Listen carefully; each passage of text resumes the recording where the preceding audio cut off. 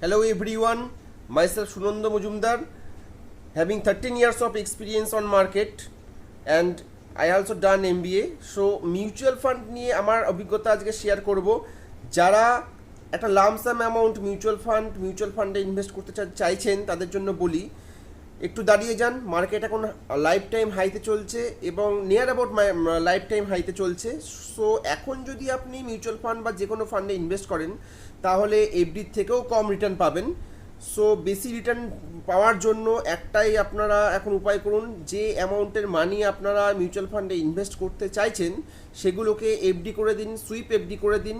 Market কিছুদিনের মধ্যেই correction হবে, তখন তিনটে ফান্ড আপনারা মোটামুটি ধরে রাখুন। HDFC Nifty 200 momentum 30 index fund, second is HDFC mid cap opportunity fund, and third is quant small cap fund and HDFC small cap fund.